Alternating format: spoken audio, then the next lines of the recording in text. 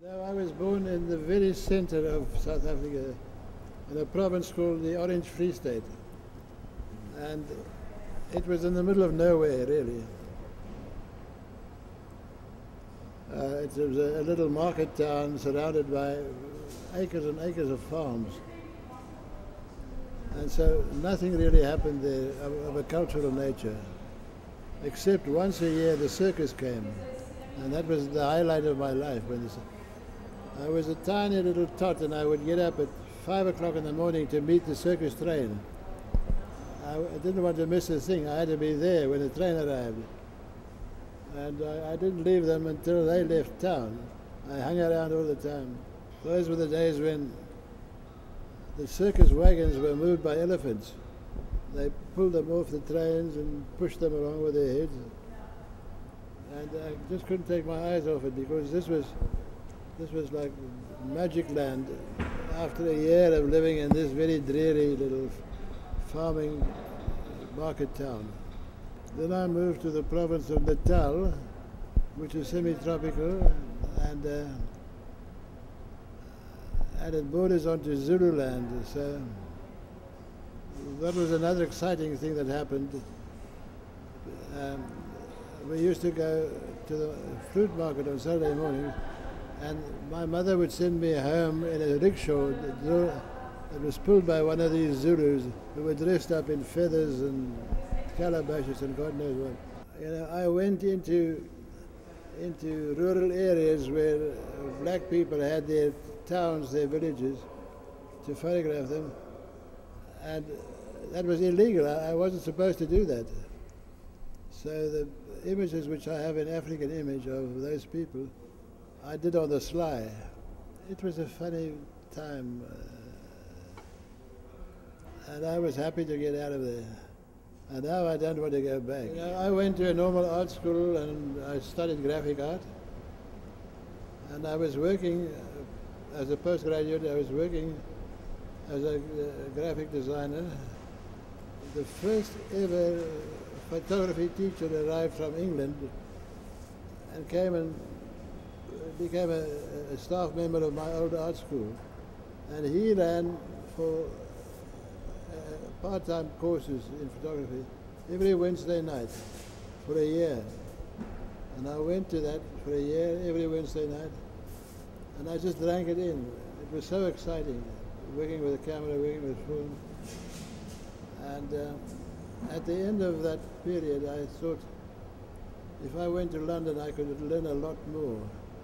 But in fact, that guy, he was a very modest photographer, but he had taught me so much in those Wednesday nights, you know, that when I went to London, they were doing characteristic curves of film and all that jazz. To be a good photographer, you don't need to know all that technical stuff. But I enjoyed London tremendously because, you know, coming from Africa, suddenly here was the Royal Opera, the Royal Ballet, all the theatres, all the art museums. I spent days in the reading room of the Victoria and Albert Museum, and there I discovered for the first time a magazine called Graphus. Looking through that, I discovered Ebbing Pen. And when I discovered Ebbing Pen, my world just opened up. I thought, my God, all this is possible with photography. I never thought of it. And now when I walk into the studio in the morning, I don't know what the hell I'm going to do. I look at the model, I look at the clothes, and we sort of, the shots grow organically. We try something, and we improve on it, we try something else and go further. The one thing that gets my goat in a big, big way is if I shoot a roll of film and an art director comes up and says, no, we don't want to go that way. How the hell does he know which way I'm going, you know? So the pre-planned thing, I think if you pre-plan too much, the shots become static and stiff, and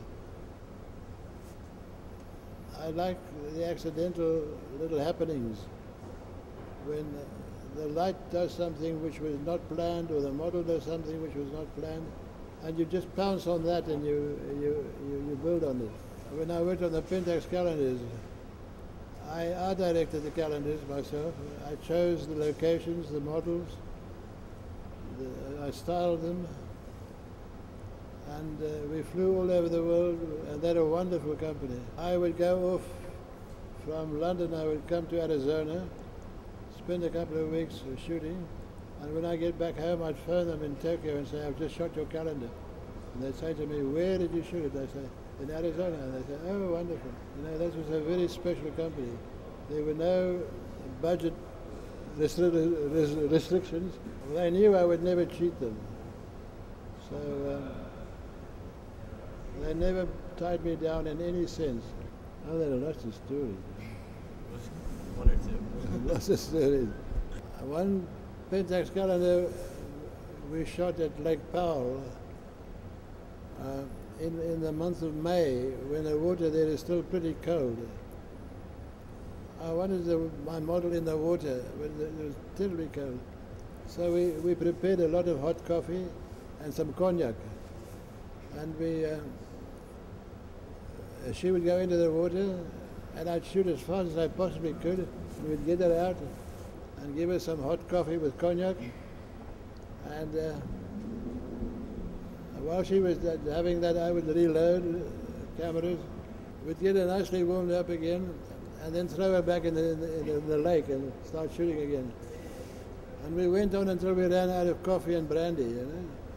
I think it was on the same shoot. We were down just outside Phoenix, in a sort of a deserty area. And I had my model take a bath in a wooden tub. She was wearing a Stetson and having a bath in this wooden tub. And it was sunset more or less. Sun was very low coming across. And we were just getting going when out of the desert cycled a guy wearing the same sort of a half bowler hat, you know, on an old-fashioned bicycle. And he cycled right through my scene, through my set. And I was so amazed and so thrilled to see this. It was like a Fellini movie. That I didn't take a shot of it. I should have, but I didn't. I used to do a lot of slideshows in Europe,